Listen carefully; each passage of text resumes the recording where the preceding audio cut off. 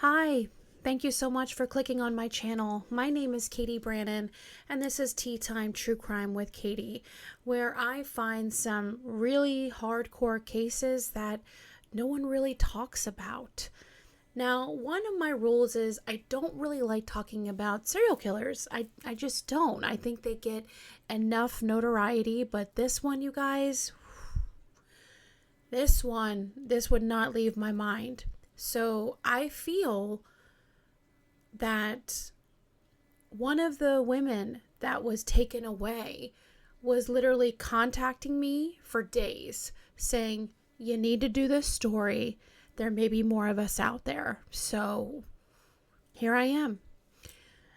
I'm going to be talking about something very graphic and upsetting. I'm going to be talking about Canada's youngest serial killer. Yeah. I will probably say the name wrong, but I don't really care about saying his name right. But I will do my best to be the voice for the voiceless. So thank you very much for tuning in. And don't forget to hit the subscribe button. And also send me an email of case suggestions. Who knows? I might take your case suggestion. And if you like, please let me know if you want the credibility or not. Because I do have people that give me suggestions and they do not want credibility. So without further ado, we're going to be talking about, like I said, a serial killer that is not well known in Canada. And his name is Catie Legkaboff. But yeah, whatever kind of name that is. Legkaboff? Legkaboff. Yes. So Catie was like this, I mean, I know he was Canadian, but he kind of looked like an all-American guy. He had a lot of friends, and he is one of those serial killers that is really, you couldn't really profile him. That's why it's very confusing to investigators and profilers today. So he was born January 21st, 1990. So yeah, now he's like 35 years old. And we caught him in 2010. So very young. I read something that, men really don't develop their brain until their late 20s. So investigators were very confused about with the aggression, which I'm going to go into. He had a lot of anger issues. He was very aggressive. But the kind of pain and torment and torture and malice like he did on these women is just completely unheard of. Like, he was definitely born without something. I wouldn't call him a sociopath. I know we use that word a lot, or psychopath.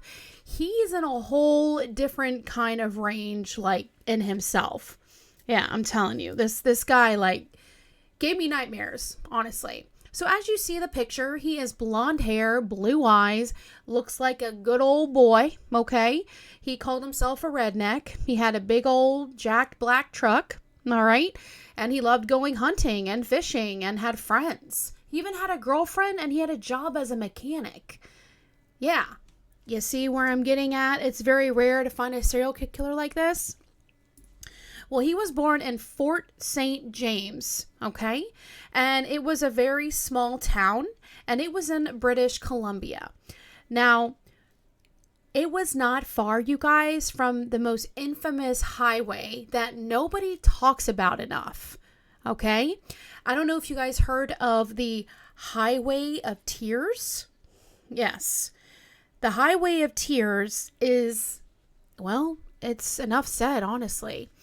What it's mainly known for is that the missing and murdered of Indigenous women that have either their bodies have never been found, or they're just found dead on the Highway of Tears, and there has been no forensic evidence to link them.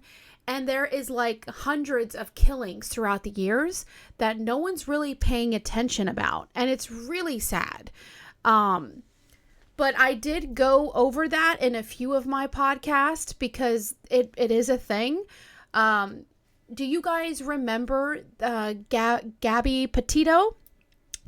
Gabby Petito. She now has a Netflix program, and I know she was into social media and she was kind of famous that way. But when she went missing, and it was all over everywhere, okay, like everywhere, where she went missing was also an actual area where there had been missing indigenous people as well, like by the hundreds. But again, for some reason, nobody talks about it. I know. Unfortunately, the killings were by the highway of tears.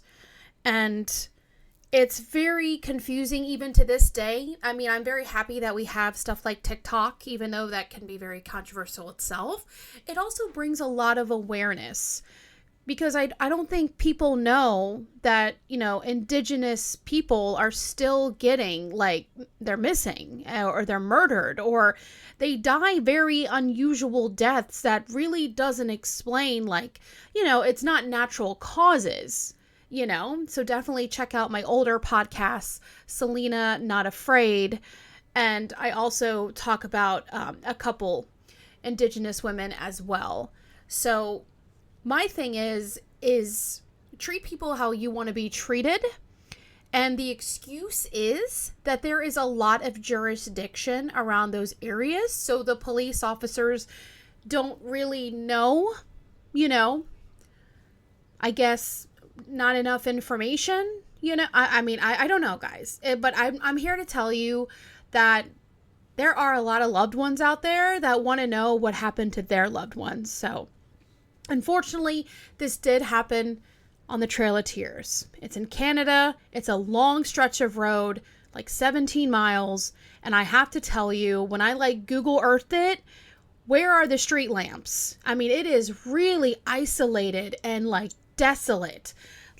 Not trying to sound bad, but you're basically, anybody can get buried there. It is just so much woodlands and nothing there, and then it's cold, so you could easily dispose of a body and not be found for a very, very long time. So where are the street lamps, people? I don't know, just where are they need more street lamps. Let's just say that. I digress. I don't really want to talk about this Catie guy because we really don't have a lot of information. Everything I kept reading about was that Catie came from a really good family, everybody, a really good family. Well, if he came from such a good family, how did he turn out to be such a monster? I was going through Reddit threads, we all sometimes do. Why? I'm always just curious.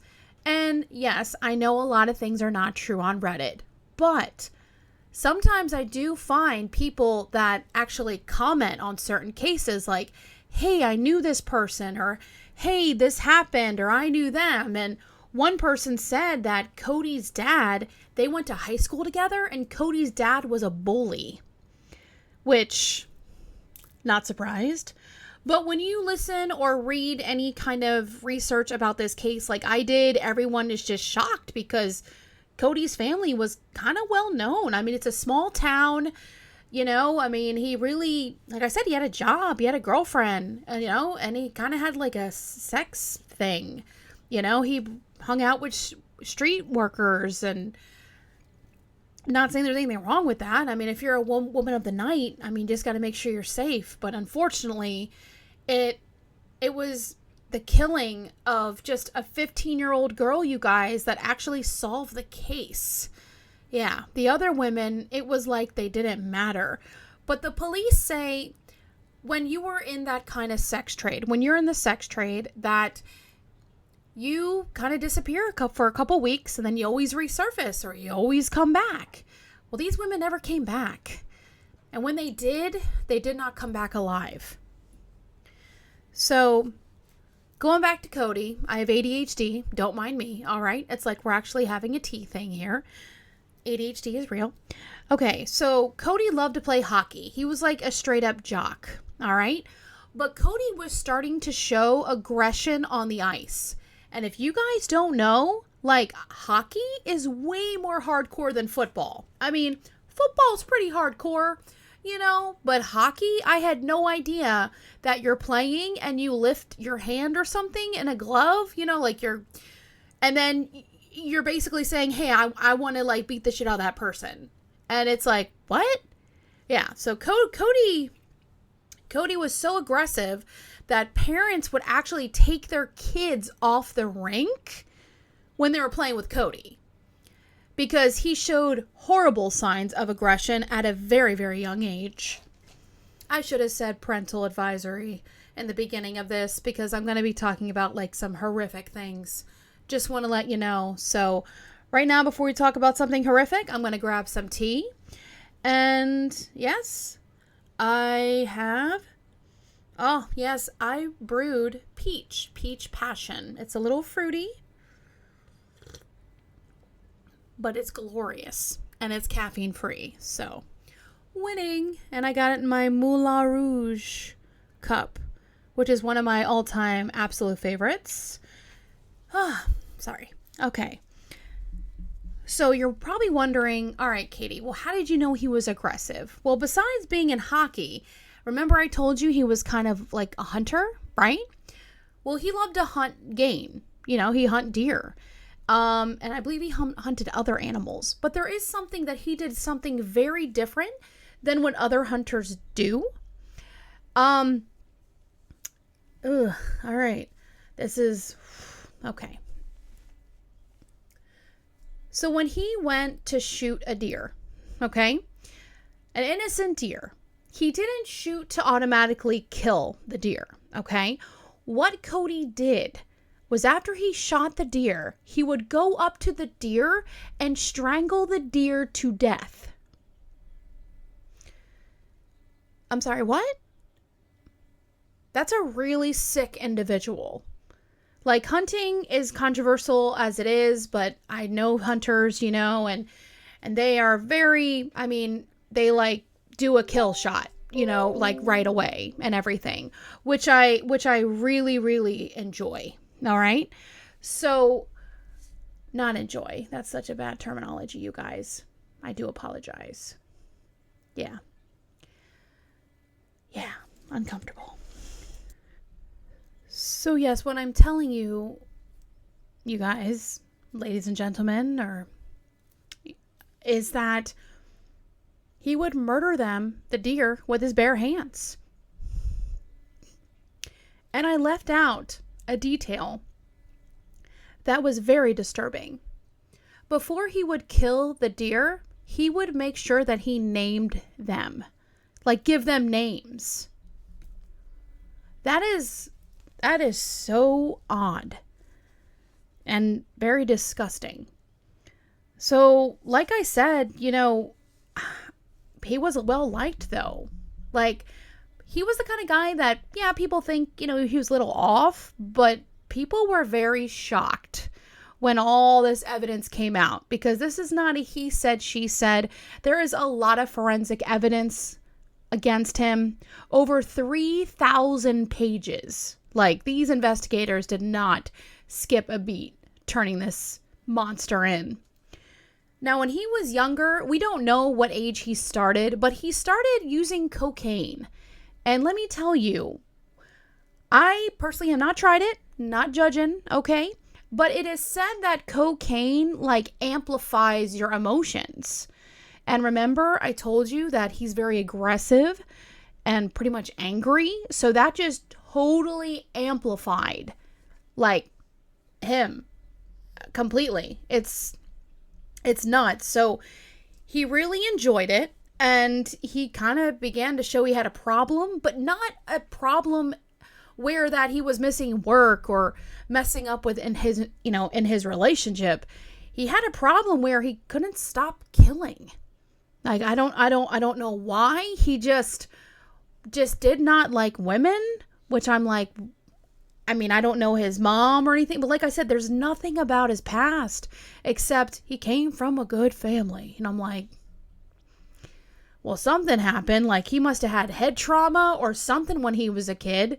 I don't know, because no one would ever act like this, especially at this young age, especially with this much hate and anger. All right. So he did, cocaine, and then he also did crack cocaine as well. So not very good. not very good. And he also was a sexual deviant. So you have these drugs in the mix, you have violence, and you have sex, and he's a teenager. So this is a very volatile, horrible combo. Okay? So I'm going to take you back to October 9th, 2009. All right? Jill Stuncheko, she was reported missing. Now, she was a 35-year-old mother, all right? And she also had 5 children. She was in the sex trade, and she did love her children. She really did try to quit drugs and, go back on the wagon. But sadly, she couldn't. But she was very loved by people, for being in sex work. You would think that women were abandoned and stuff. But she wasn't. Like I was reading that, her loved ones were looking for her.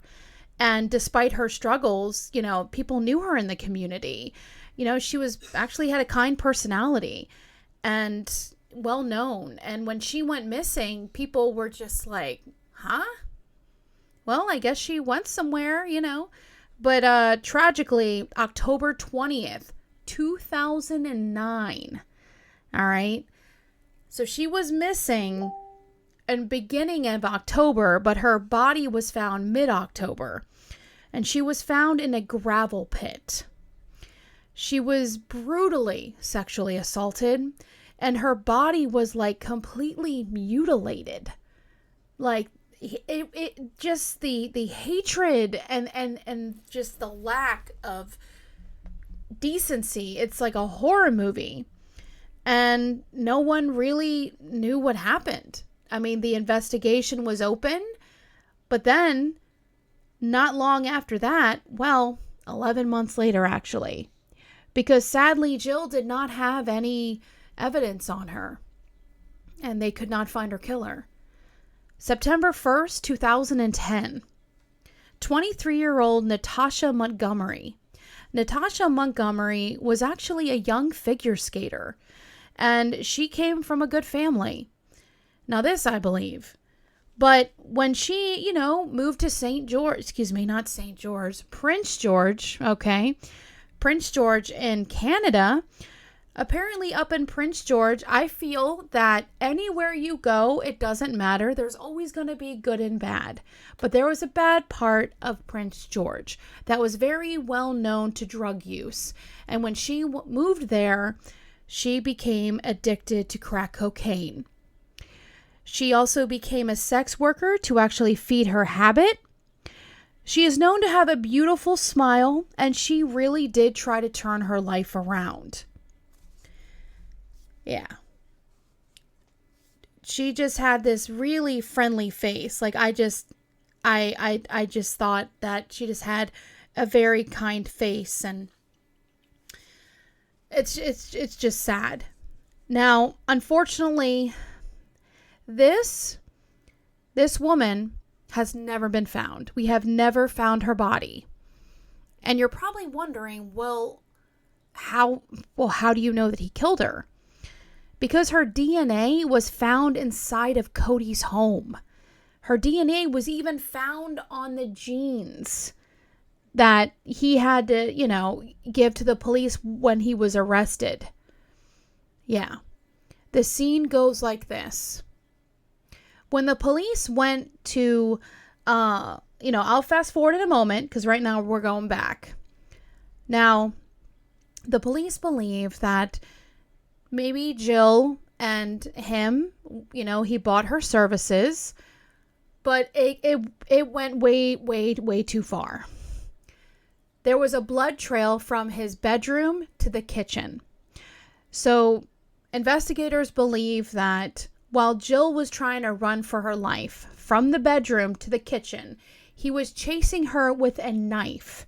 And then he caught up to her and eventually beat her to death.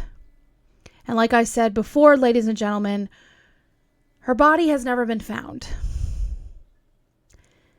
And these murders, these 2 women, were 11 months apart. This is where I'm kind of confused about a lot of things with this case. Now, 11 months for a man to be such a sexual sadist, a teenager who went under the radar, who did crack cocaine, who, got the drugs from the women, who knows? How did he not murder anybody for 11 months? I believe there are more bodies out there. I'm telling you. And they just have not been found yet. But there's no evidence of that, unfortunately. And he's not talking because he is a monster in all kinds of ways. The next woman I'm going to be talking about is Cynthia Moss. Cynthia Moss was actually reported missing in September. She was a young mother who had a young daughter, and she loved her extremely, okay? And she would do anything to have her home. Now, the state had her daughter, but Cynthia was working hard on getting clean and putting her life back together. Sadly, Cynthia came from a domestic violence household that she almost lost her life. I know, it's tragic. So she was trying to make ends meet, and she was known to be a very free spirit, like I said, a beautiful smile. And she was a sex worker as well to supplement some income. Now, Cynthia's body, she was found in a wooded area in Prince George, in a park. Now, her DNA was actually found on Cody's sock. And also, he had an axe in his bedroom, and her DNA was on that as well. Yeah. She was, her body, like, I don't know what the deal was. Like, it's bad enough you, sexually assault a woman and they're fighting for their lives, and they're probably screaming. But next, he gets a knife and stabs them, okay? And that's not enough, you guys. Then he gets, a wrench and just beats them until they're, disfigured. Again, you have any idea how much energy and strength you have to just keep on going? Yeah. Really, really sad. But I'm going to take you to less than 3 months later, where his reign of terror would finally come to an end. So Cody, we don't know what he's thinking at all. I don't know if he's thinking that, hey, I just murdered 3 women and got away with it because they're in the sex trade and no one cares about them, which is awful, because that's definitely not true, because you still have loved ones to this day never wanting us to forget about the women who lost their lives to Cody. Now, less than 3 months later, Cody lures a young 15-year-old girl to just hang out and drink. Now, Lauren Leslie was born to be kind of different. She was legally blind, but that did not stop her from being a vivacious, really very smart child. All right. She's 15 years old. She didn't even start living her life yet. She actually wanted to become a pathologist. She had some snake bites piercings, and she wore glasses, which is a given. But she wanted to have a sense of community, because that's what I feel like every 15-year-old person wants, boy or girl, So there is this messenger site. If I say it wrong, I apologize. All right, my Canadian peoples. Nexapria, something like that. It reminded me of Whisper or MySpace or just any kind of chat site. So Lauren Leslie met Cody on the chat site, and they were talking. Now, when you read the actual messages back and forth, you can tell Cody is a predator, straight up very manipulative, talked about graphic sexual stuff right from the get-go, okay? And Lauren, you can tell that she was kind of ignoring it. And then when he wouldn't let off, she was just like, I don't want sex. She just wanted a friend. So they kept talking, and I guess he cooled down and he lured her. And he was like, yeah, let's hang out. I'll go get some alcohol. We can just hang out. And she, of course, is 15 and she doesn't really drink, but she's like, all right, grab me some mudslides, which basically is like a chocolate milkshake with a little bit of alcohol in it, So Lauren Leslie, there's a couple things that I found. She either went to the library or she was picked up from her house. I'm thinking she was at the library. Her parents, they absolutely loved Lauren. And they blamed themselves for a little bit because they're like, what could I do different? Like, she was a smart kid, and then the family now is also talking to other kids to, and to warn them about predators online and everything like that, which is good. Awareness is good. But so I'll go back to Lauren. So Lauren is just, when you read the messages, she just seems just like a 15-year-old girl, she's 15. And I could tell in some of the messages, it's kind of hard to find, but he just was, like, really, dude? It's hard to explain. You could tell he's very manipulative. He definitely wanted sex, and she just wasn't, like, that was not her thing. It's fine. But he got her to trust him. So he did pick her up, and they drove, and we don't know what was talked about, ladies and gentlemen. We really don't. But one thing I do know is she did something to him. She did. Because he acted completely out of character after what he did to her. I'll explain. I'll feed you baby birds. So after he brutally murdered Lauren, okay? And it was just really sad. Excuse me.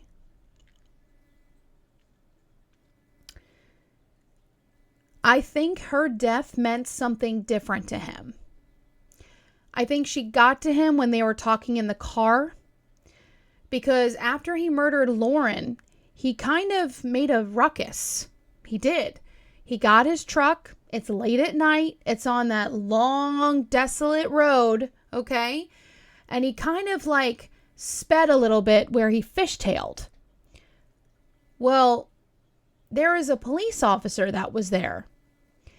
And he had some kind of sense, you guys. I don't know, a gut feeling, whatever. You can say what it is. But he was following Catie and was pulling him over. He had a feeling to pull this kid over. Before he pulled him over, he actually called backup. Isn't that insane? Like, he had no idea what was going to happen. He just had a huge feeling like, I need to call backup. And he did. Now, when he approaches the vehicle, Catie is just nonchalant. Total nonchalant. Cool as a cucumber, And the police officer asks for license and registration, as they do. And he's shining the light in the vehicle, and he's looking, and he notices something horrific. There is blood everywhere. The main thing that really catches his eye is that there was actual red smear all over his chin. And the police officer was like looking at the chin because it literally looked like dry blood. So he asked him, there's blood, because there was a wrench there. There was another object. I believe it was an axe. It was just soaked with blood. And then thank goodness by that time, the other police officer came. So they're looking around the vehicle and they notice there is no carcass. There's no dead deer carcass in the back. And it was just way too much blood. It just did not feel right at all. Okay. And Catie is just like, I went out poaching. I went out deer hunting. It's deer. But the police, that officer would not, He immediately took him in for questioning. And what they found out when they tested that blood, because he asked him, he's like, all right, sir, so when we test your blood, it's going to be deer blood? And he was like, yep. Well, guess what? They tested that blood, you guys, and that was not deer blood. It was sadly Lauren's blood. Yeah. So before all that was tested, the officer remembered where he came from because he fishtailed out of there. So he went back to that part in the woodlands. And when he went and saw that little girl, 15-year-old, and there was blood all over the snow, the police officer was just in total shock. He literally, like, was in the middle, like, I mean, it was a killing just happened. And I think that's awful because, you know, we all want them to be saved. And unfortunately, Lauren was not. She was long gone. I mean, he literally, I don't know why some cases say they were sexually assaulted, others not. But I do believe she was sexually assaulted. Her pants were found just like how the other women, you know, like down to their ankles. It's awful. But she was beaten so bad that they couldn't even recognize her face. The only reason they recognized her because they found her little monkey backpack. And inside her monkey backpack was a little identification card. And that is how they knew it was Lauren Leslie. When investigators found out that the blood all over Catie was not deer blood, they went, of course, right to his residence. And I'm sure they squirted luminol, but they horrifically found out that there was more blood and there was more DNA. Yeah. The pants he was wearing, Lauren's blood was on the pants. And also Jill's blood was on the pants. And Jill is the body that was never found. Then you had Cynthia's DNA. Okay? Yeah. I know. These women, their DNA was found all over his residence. In his bedroom, in the kitchen, even on the knives, an axe, and then his clothing. Even his socks had DNA. The way you look at the pictures, I'm like, did he even wash his clothes? You know what I'm saying? Like, it just looked disgusting. Like, yeah, Jill and, it was Natasha Montgomery. Forgive me. Natasha Montgomery, to this day, she has not been found. But the DNA of Natasha and Jill and Cynthia and Lauren were found, like really close to Catie. You know, Lauren, unfortunately, her DNA was found all over Catie. But the other three women were also found in his home. But, yeah, it's nuts. I'm like, what? Yeah, police officers didn't know what to think. They literally just came upon a serial killer. Yeah. It's insane.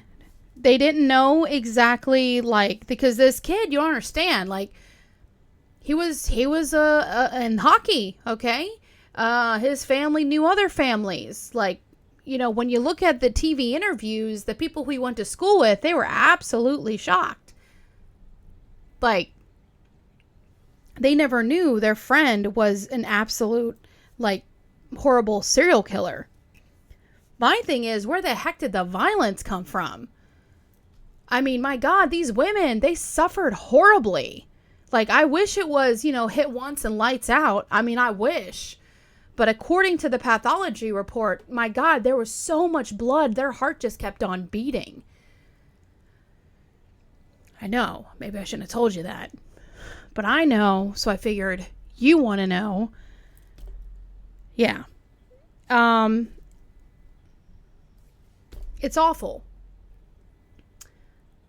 Now, Lauren Leslie, her parents said that the only kind of comfort that they have, because they miss her very, very much. They loved her very much. Was that she was the catalyst. She was the reason why he got caught. Because I personally do believe that he would keep killing. He would keep doing it over and over and over again. It took about almost 5 years, you guys, for trial to even start. Yeah, August 26, 2014, Catie takes the stand. Now, Catie, you guys are going to like love this. I was like, are you serious? What? So Catie takes the stand. And like I said, there is like thousands of pages of the pathologist. Like they literally went to every nook and corner, found all the blood samples, bodily stuff. They were going to get them. All right. Now, Catie starts to actually blame the first 3 women, you know, the women of the night. He blamed the crime on them. Yes. He said that they were trouble, okay? And that they did drugs and that they pissed off drug dealers. And the drug dealers came to collect. Now, he said that they were killed because they were, you know, owed money. Now, everybody think that was a crock of crap because Catie was saying it was 3 people. It was Mr. X, Mr. Y, and Mr. Z. And they're like, well, who are these people? And you know what Catie said? He's like, well, I'm not telling you their names. Because if you guys convict me, I don't want to be known as a rat in prison. Really? Really, Catie? Really? You literally tortured and murdered 4 women. But being called a rat is what you're worried about in prison? All right. Okay. So his explanation for Lauren's death, because you're wondering, okay, he's blaming the 3 on these drug dealers, which it's total crap. Like, there is no evidence that there was that there was anyone there. It was all him. Now, this one is very laughable, okay? When he talks about Lauren's death on the stand, he actually said that she brought a knife to their meeting and harmed herself. She stabbed herself.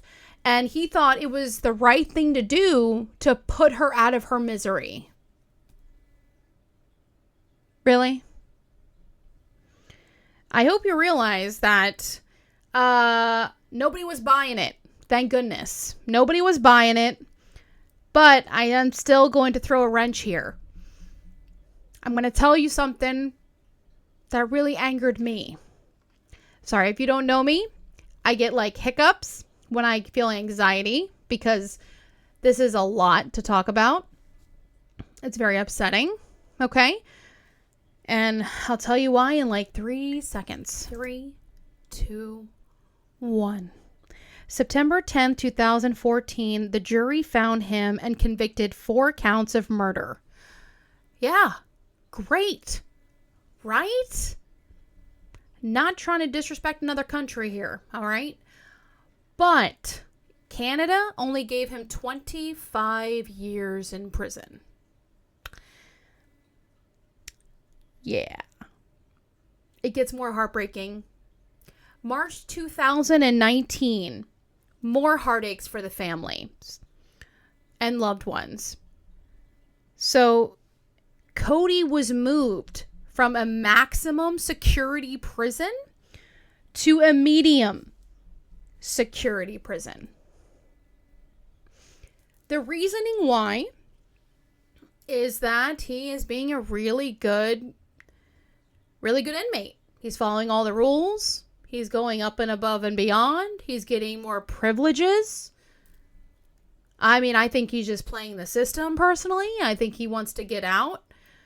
I do believe that there may be cases out there where people can be rehabilitated. Now, I want to talk about my personal opinion. It's just my personal opinion, so do not come after me. If you want, no, don't. I don't think he can be rehabilitated. Somebody who has that much hate and aggression.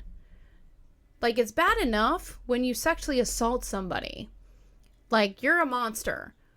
But when you do it and you then stab and literally bludgeon someone to death, and you do it in a way where they're alive for a long period of time, you deserve to rot.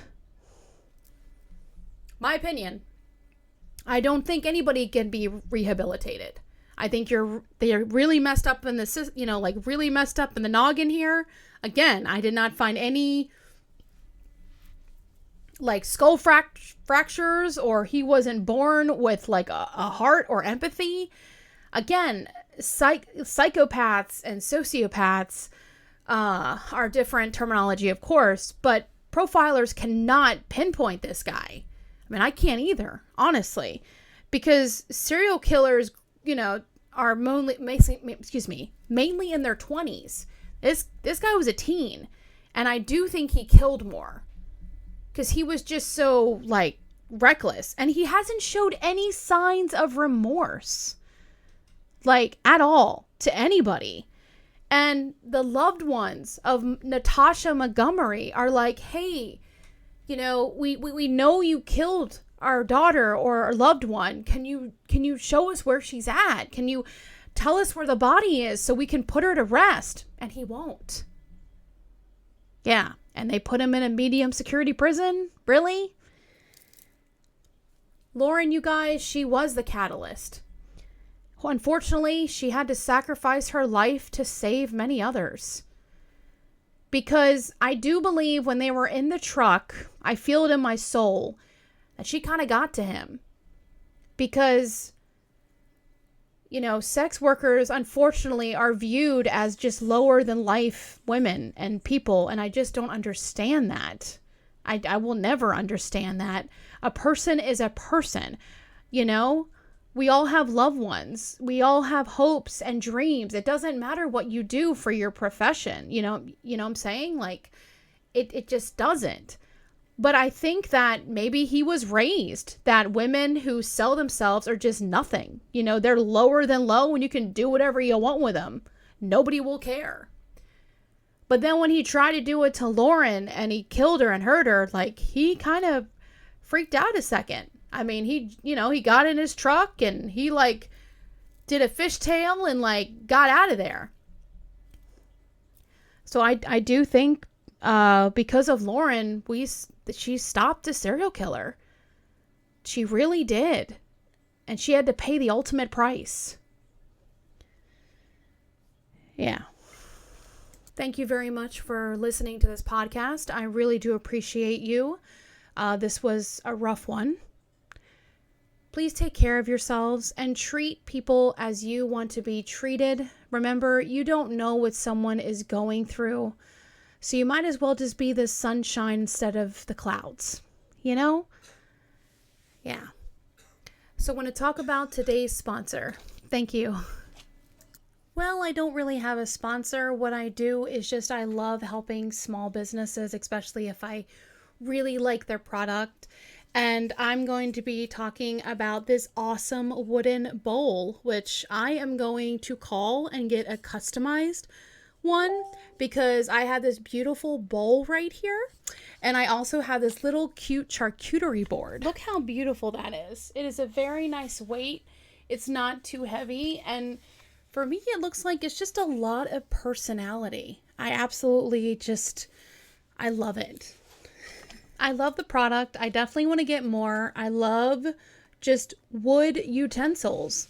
Like, did you know that, because recently, you guys, I don't know, but the flu was going around. And if you have your hot tea with honey and you use metal, apparently it gets rid of the enzymes in the honey. What? Yeah. So I've been using a lot more like wooden spoons to mix my tea when I don't feel good.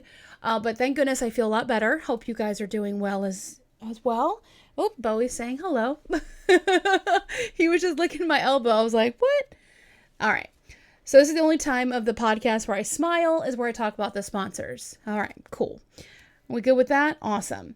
So this is eco-friendly, it's sustainability source, food safe, and long-lasting. Yes, K&S Woodcrafts. It's a father and son running the company, and I'll have the QR code right there, and also their business card and their information in the description below. So if you guys are watching, Dean, thank you so much for making a sustainable product and also your kindness to me. And I appreciate you checking out my podcast. And yeah, I'm going to order some more wooden, beautiful items from your shop. And they also do, guys, they do customized orders. So if you want to get like a charcuterie board and put your anniversary on it or your astrological sign, if you know, you know, definitely do that. But thank you guys again. I appreciate you letting me talk about your business on my podcast. I'm pretty excited about it. Thank you. As always, sending positive energy to the loved ones involved in this case. Please know that you are loved and you are cherished. And remember, you are doing better than you think. Until next time, guys, be kind to one another. Thank you. Bye.